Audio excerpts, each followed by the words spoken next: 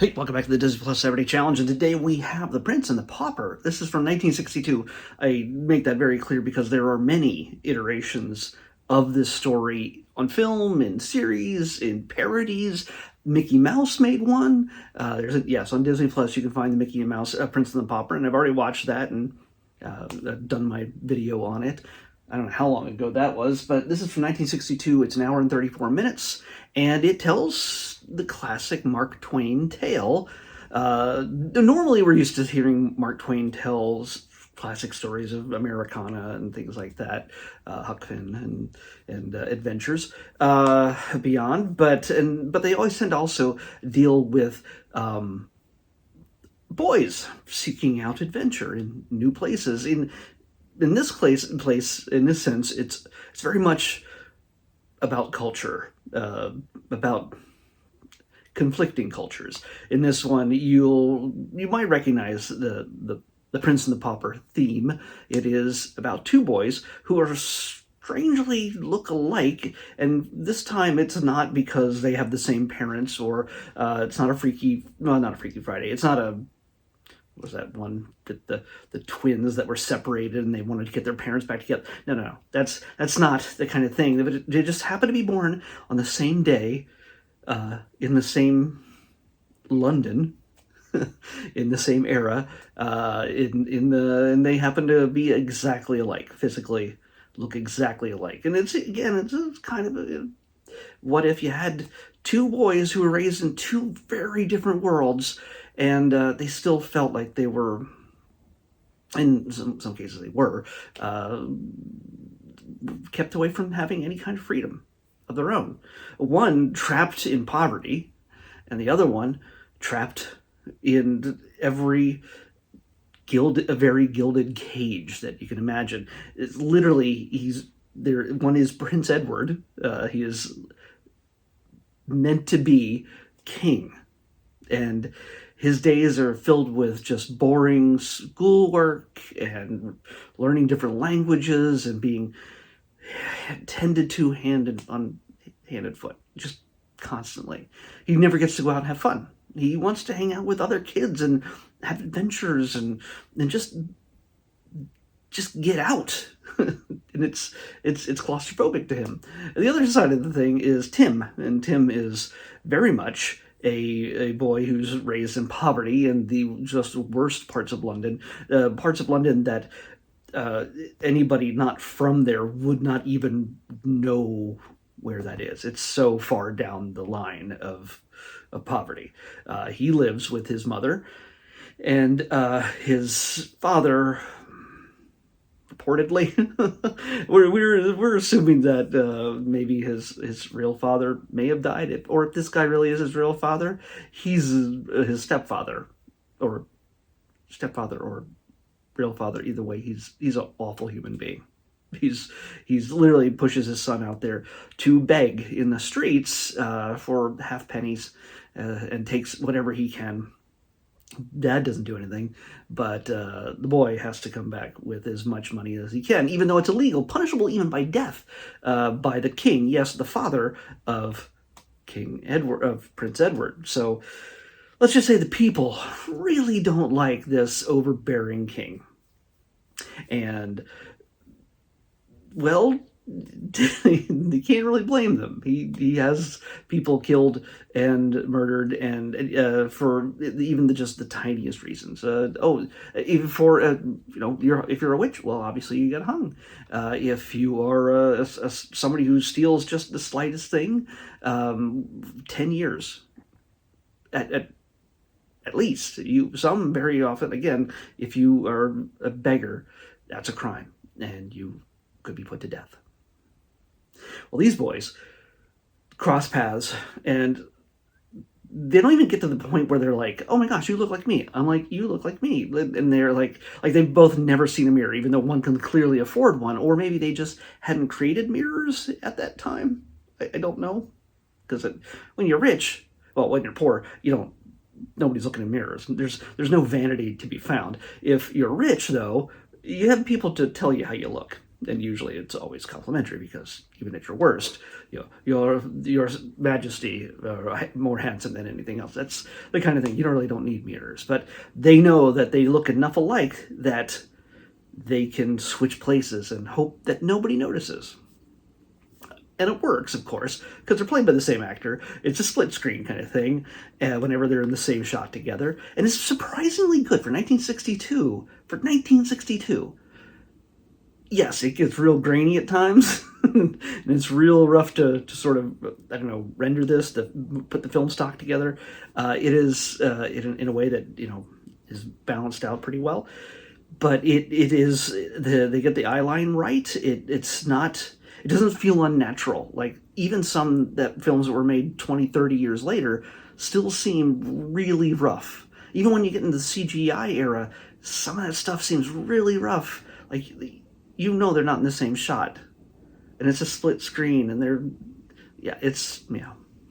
This one, for its time, was actually pretty good.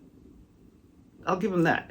But that's not even the biggest concern, because the story itself is compelling, even though you feel like you've seen this kind of story before. I feel I have, especially with the Mickey Mouse version. And the Mickey Mouse version obviously is a bit more tame than this one. Not that this one is anything beyond probably... it's a PG. It's a PG film. It's not a rated G. Because the dad's pretty much garbage and treats his son and threatens beatings on him. There is a little bit of roughhousing and action and violence. No blood or anything, but scars are shown. Mentions of ears having been cut off, and hey, check this out. They do it off, like, you can't see him. The one guy who's supposed to show off his ear that was lost, they don't show it. He's like, hey, check this out. Because that'd be a bit gruesome, I guess, for 1962.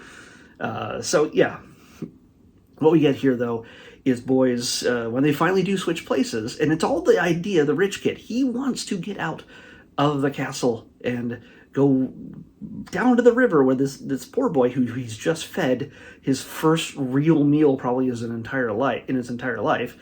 He's like, you know what? Let's change clothes, and I'm going to go down to the river and hang out with the boys, and we're going to play in the mud, and we're going to watch a puppet show, and I'm going to be you, and you can be me. Wouldn't that be great? Because you can have all the benefits that I have, and I'll be back by the evening, and we'll just switch back, right?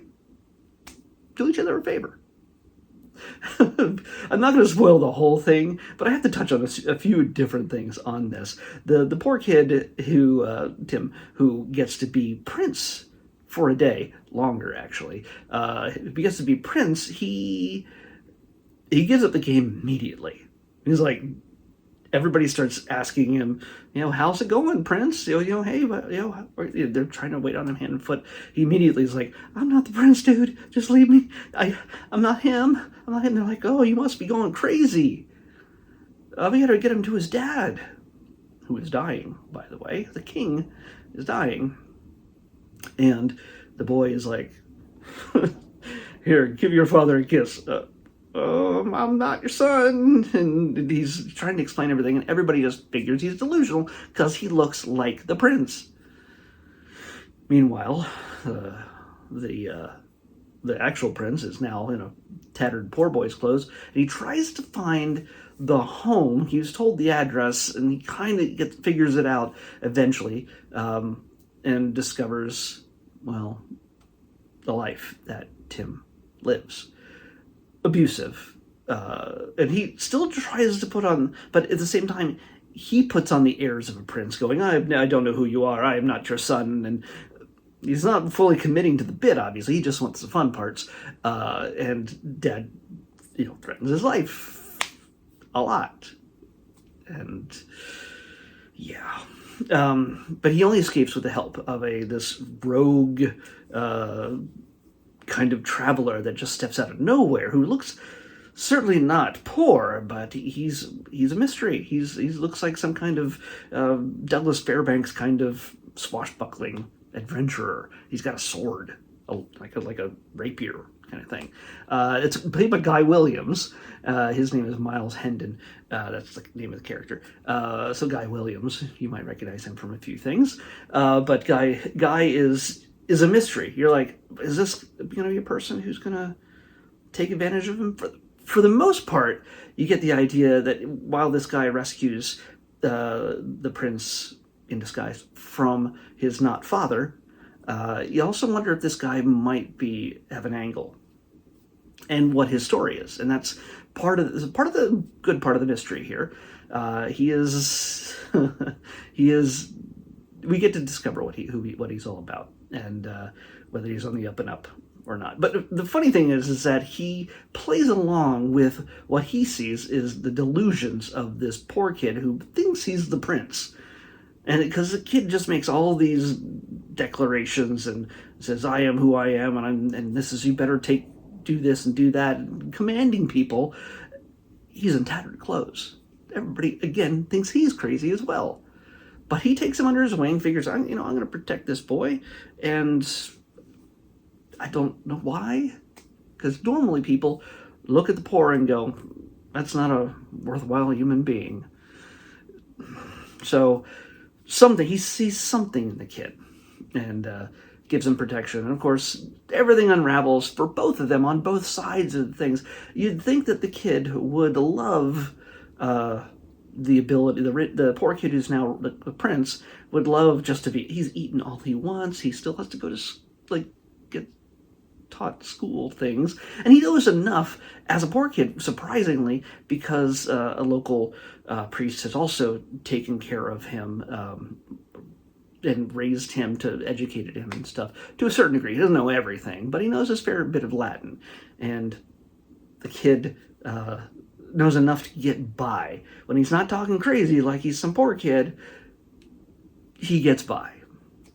And eventually he learns a lot more about the life of being the prince, and learns things like, hey, there's a person who exists to take my beatings for me when I don't answer questions about Greek language for whatever reason.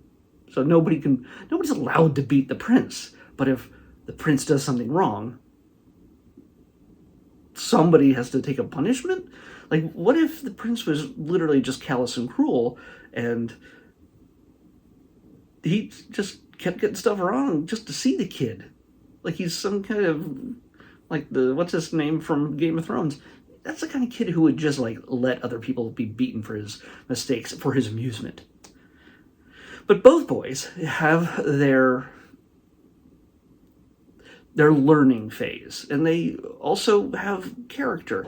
But the thing is, at one point, they've been gone separated long enough over the period of time that as things progress in the castle, is he losing himself? Is he sort of being caught up in all of this? Is he now the pretender? Like he's allowing himself to be a prince, and that doesn't sit well with the real prince.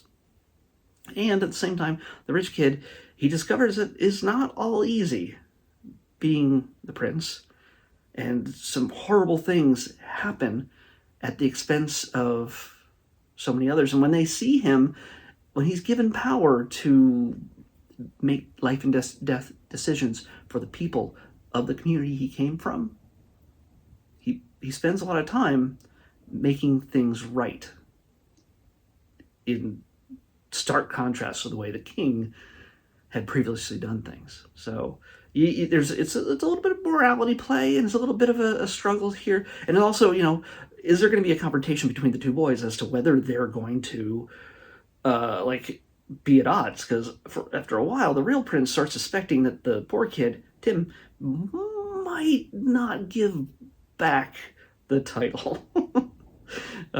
But yeah, that's part of the conflict, and it's good. They made so many of these types of beyond just Mark Twain, Disney made so many of these types of adventures for boys back in the day, that the whole cowboys and Indians thing, with and all the swashbuckling with Robin Hood and Zorro and just all sorts of things back in the 50s and 60s especially. So this can count as that, but I think there's a greater appeal to a wider audience. I liked it a whole lot more than I thought I would, only because I mean, sure, it's a Mark Twain story, but you don't always think that somebody's going to get a Mark Twain story right. It's like the books versus the movies. It's not going to always be one-to-one. And when it's been made before, there's a 1937, I think, version. Let me check. Yeah, 1937 with Errol Flynn and Claude Rains. Now that's one that'd be interesting to see. Then there's also a 2007 version, a 2000 version. Oh my gosh, a 1990 version. There's a series, I think, a TV miniseries from 1996, and also a TV series from 1976. So yeah, since it's Mark Twain and nobody owns the rights to Mark Twain, this is open season. You can make one of these things every 5 years and changes the setting maybe, but this is definitely medieval time, England times. I don't know the exact year period, but yeah, it's a monarchy, and it's very much a class war story, because we also get the thing when the prince is suddenly, having to live the poor kid's life, and his father, in order to escape justice, takes the boy with him and tries to join a criminal gang. The boy has to choose whether he's going to be a thief and a liar, or is he just going to call everybody out on their BS because I'm the prince. And everybody's like, no, you're not. You're not the prince. You crazy kid, stop saying that. They kind of take a shine to his just weirdness after a while, and turns out that his upbringing serves him well in certain situations, which I will not spoil. So yeah, this is, I don't know if this is the most beloved version. I imagine that 1937 one has a certain charm to it as well. I have not seen that. So I say give this a shot. If you've not watched it, it's on Disney Plus. So if you think you've seen every other Disney adventure, well, it's time for another one. There's plenty of humor in it. There's a good bit of action here and there. And you get a little bit of a moral struggle. And the kid is actually good. And again, it's... I want to say... They're really bad at this in IMDb. Like, he's not even properly listed. Sean Scully plays Prince Edward. And... of course, Tim. So, Sean Scully, he's likable, even when he's a little bit obnoxious, and so you root for the kid, both versions of him, and you're kind of looking for the eventual comeuppance when all things are revealed, how it's all going to roll out, because there's a few lives at stake toward the end. So, yeah, and how will it be a happy ending? Sure, it's a Disney Plus, it's a Disney film, but yeah, it's also Mark Twain, where I don't know if everything really works out in the end for everybody in his stories, but yeah. Let's pick tomorrow's episode. 143. I love you. 143. Oh, okay, we finally got shorts after so long. Not a short, but a few shorts.